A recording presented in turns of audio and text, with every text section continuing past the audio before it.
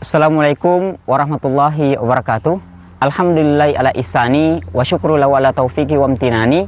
Asyhadu an la ilaha illallah wahdahu la syarika lahu ta'dhiman li sya'ni wa asyhadu anna Muhammadan abdu wa rasuluh ad-da'i ila ridwani. Wassalatu wassalamu ala Rasulillah wa ala alihi wa ashabihi wa ikhwani. Para pemirsa yang dimuliakan oleh Allah Subhanahu wa taala, alhamdulillah kita harus selalu bersyukur kepada Allah Subhanahu wa taala atas segala nikmat yang Allah Subhanahu wa taala berikan kepada kita sekalian. Termasuk di tahun ini Allah Subhanahu wa taala berikan kesempatan kita untuk bertemu dengan bulan yang penuh berkah ini, yaitu bulan Ramadan. Dan saat ini kita telah berada di hari ke-10 dari bulan yang penuh berkah ini. Tentu kita juga senantiasa berharap semoga Allah Subhanahu wa taala memperkenankan kita untuk bisa melalui bulan Ramadan ini satu bulan penuh, dan tentu dengan membawa banyak pahala dengan amalan-amalan yang kita lakukan di bulan yang penuh berkah ini. Salawat dan salam semoga senantiasa tercurahkan kepada junjungan kita dan qudwah kita, yaitu Rasulullah SAW, kepada keluarga, para sahabat, serta orang-orang yang meniti jejak mereka. Para pemirsa yang dimuliakan oleh Allah Subhanahu wa taala, Allah Subhanahu wa taala menetapkan hamba, kondisi dan keadaan hamba-hambanya itu berbeda-beda. Ada yang kuat, ada yang lemah, ada yang sehat bugar, namun ada yang sakit-sakitan, ada yang besar, ada yang kecil, dan ada juga yang miskin dan yang kaya. Tentu semuanya itu pasti mengandung hikmah di dalamnya terkait dengan kondisi hamba Allah Subhanahu wa taala, di mana di sana ada yang kaya dan ada yang miskin.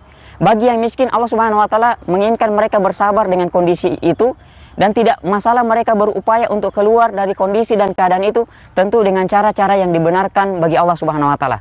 Namun bagi mereka yang diberikan harta yang berkecukupan, diberikan harta yang melimpah, maka yang Allah Subhanahu wa taala inginkan dengan hal itu adalah bagaimana harta yang mereka miliki itu mereka bisa gunakan dalam kebaikan. Termasuk diantaranya adalah berbagi kepada saudaranya lewat amalan yang kita kenal dengan sodakoh dan infak. Para pemirsa yang dimuliakan oleh Allah Subhanahu wa taala, sedekah dan infak meskipun dia tidak seperti zakat kedudukannya dalam Islam, karena zakat wajib, sedangkan sedekah dan infak dianjurkan. Meskipun demikian kedudukannya, namun bagi orang-orang beriman seyogianya untuk melakukan dan bersegera dalam amalan yang satu ini. Dia tidak ketinggalan hanya gara-gara ada kekurangan daripada, ada keterbatasan daripada harta yang dia miliki. Dan ini paling minimal dikarenakan karena 3 alasan. Yang pertama berkaitan dengan keutamaan dalam bersedekah. Kemudian yang kedua kondisi dan keadaan setiap harta yang dimiliki seorang hamba pada hari kiamat. Dan yang ketiga adalah amalan orang-orang soleh terkait dengan harta yang mereka miliki, di mana mereka itu senantiasa bersedekah dengan harta mereka. Berkaitan dengan yang pertama, yaitu keutamaan-keutamaan daripada mereka yang bersedekah itu begitu banyak. Di antaranya bahwasanya harta seorang hamba itu tidak akan berkurang ketika disedekahkan. Nabi kita pernah mengatakan, mana qasat shadaqatun min malin, harta itu tidak akan berkurang dengan disedekahkan. Dan Allah Subhanahu wa taala sebutkan dalam Al-Qur'an, wa ma anfaqtum min syai'in fahuwa yukhlifu wa huwa khairur raziqin. Dan tidaklah kalian menginfakkan sesuatu melainkan Allah Subhanahu wa taala akan menggantinya, dan dia Allah Subhanahu wa taala adalah pemberi rezeki yang sebaik-baiknya. Dan juga para pemirsa yang dimuliakan oleh Allah Subhanahu wa taala, yang akan Allah berikan ketika kita bersedekah justru melebihi daripada harta yang kita miliki, bukan cuma sekedar yang kita sedekahkan. Disebutkan dalam Al-Quran, Allah Subhanahu wa taala mengatakan, masalul ladina yunfikuna amwalahum fi sabilillah kama salihabbatin ambatat sab'a sanabila fi kulli sumbulatin mi'atu habba wallahu yudha'ifu liman yasha wallahu wasi'un alim. Permisalan orang-orang yang berinfak di jalan Allah Subhanahu wa taala adalah seperti sebutir biji, di mana dari sebutir biji itu tumbuh 7 bulir, dan setiap bulir itu terdapat 100 biji. Iya, dan adalah Allah Subhanahu wa taala melipat gandakan pahala bagi siapa yang dikehendaki, dan adalah Allah Subhanahu wa taala maha luas karunia-Nya, dan Allah Subhanahu wa taala maha mengetahui. Orang yang bersedekah, maka sedekah yang dia lakukan itu akan menghapus kesalahan-kesalahan yang pernah dilakukannya. Nabi kita salam pernah bersabda, as-saumu junnatun. Puasa itu dia merupakan perisai tameng. Wasodaqatu tutfi'u an-naro kama tutfi'ul khoti'ah kama yutfi'u al-ma'u an-naro. Sementara sedekah itu memadamkan atau menghapus daripada kesalahan sebagaimana air itu memadamkan api. Keutamaan juga orang yang bersedekah, yaitu di hari kiamat nanti ada orang-orang tertentu yang akan dilindungi oleh Allah Subhanahu wa taala, dinaungi oleh Allah Subhanahu wa taala dalam kondisi yang begitu mengkhawatirkan, yang mana pada waktu itu tidak ada naungan kecuali dari Allah Subhanahu wa taala. Jadi luar biasa, karena yang melindungi dan menaungi adalah hanya Allah, dan memang hanya Allah Subhanahu wa taala yang bisa menaungi pada waktu itu. Disebutkan ada 7, dan salah satu di antaranya adalah rajulun tasaddaqa bi shadaqatin fa akhfaha hatta la ta'lama shimaluhu ma tunfiqu yaminuhu. Seseorang yang dia bersedekah, lebih khusus dia bersedekah secara diam-diam, sembunyi-sembunyi untuk menjaga keikhlasan dia dalam bersedekah, hingga kemudian tangan kirinya tidak mengetahui apa yang diinfakkan oleh disedekahkan oleh tangan kanannya. Dan masih banyak lagi keutamaan-keutamaan daripada bersedekah. Kemudian yang kedua, kenapa orang-orang soleh juga tidak boleh ketinggalan meskipun dia tidak wajib? Dikarenakan kedudukan harta. Semua harta seorang hamba pada hari kiamat itu semuanya akan dimintai pertanggungjawabannya, akan diaudit oleh Allah Subhanahu wa taala dengan audit yang tentu jauh lebih baik daripada sistem ataupun bentuk pengauditan yang dilakukan di dunia. Berkaitan dengan hal ini teringat bagi kita hadis Nabi SAW, di mana Nabi pernah bersabda, la tazulu qadama abdin yaumal qiyamati hatta yus'ala an arba'in. Tidak akan bergeser, tidak akan beranjak kaki seorang hamba hingga kemudian dia ditanya tentang 4 perkara. Dan salah satu di antaranya adalah wa an malihi min aina tasaba wa fi ma anfaqo, yaitu berkaitan dengan hartanya, dari mana dia dapatkan dan kemana dia sedekahkan atau dia keluarkan.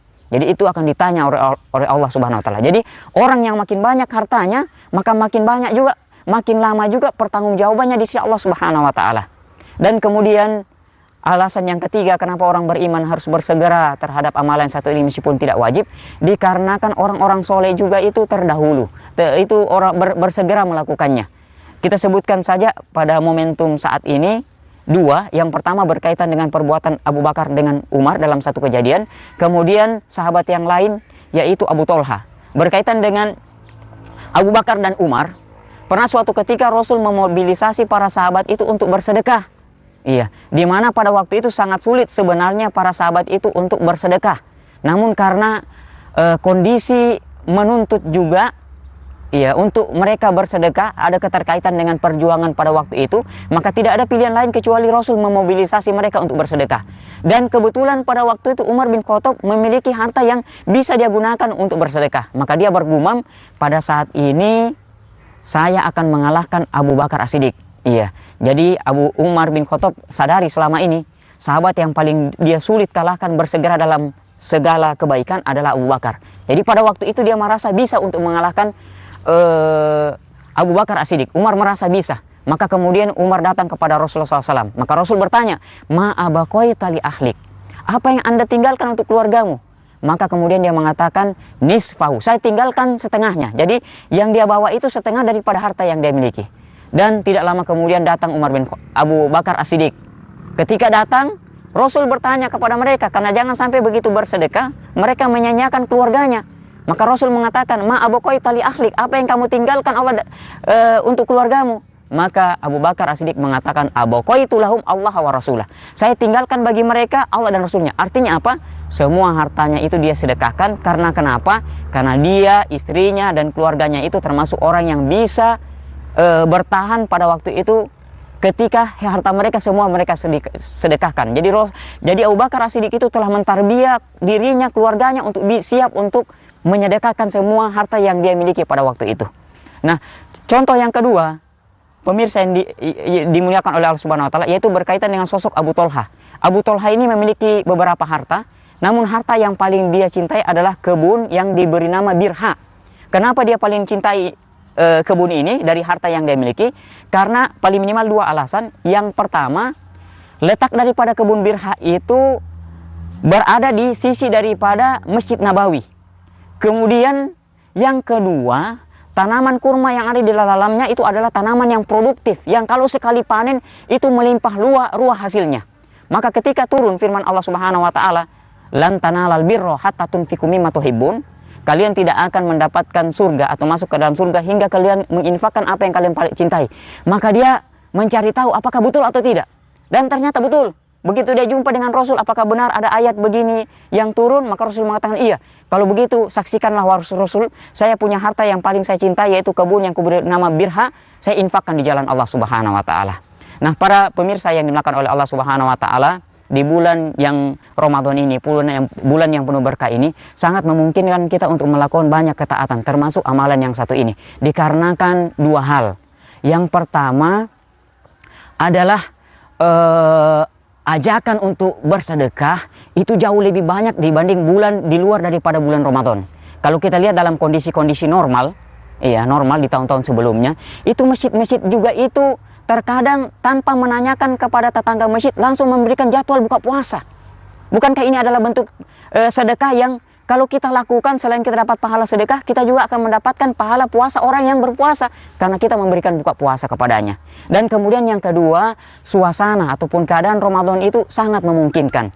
Kita pernah mendengar hadis Nabi SAW. Nabi mengatakan, "Idza jaa Ramadan, futihat abwabul jannah wa gulligat abwabu annar wa suddifat sayatin." Apabila Ramadan datang, maka pintu-pintu surga itu dibuka, pintu neraka itu ditutup, dan kemudian setan itu dibelenggu. Artinya apa? Setan itu tidak memiliki keluasan untuk mengganggu seorang hamba sebagaimana keluasan di luar daripada bulan Ramadan. Maka sangat memungkinkan untuk kita melakukan ibadah yang mulia ini. Semoga apa yang kami sampaikan pada kesempatan kali ini bermanfaat bagi kita sekalian. Dan Allah memberikan kekuatan untuk mengamalkan amalan-amalan yang dianjurkan kita lakukan di bulan Ramadan, termasuk amalan yang satu ini. Kami akhiri, subhanakallahumma wihamdika, asyhadu an la ilaha illa anta astaghfiruka wa atubu ilaik. Wassalamualaikum warahmatullahi wabarakatuh.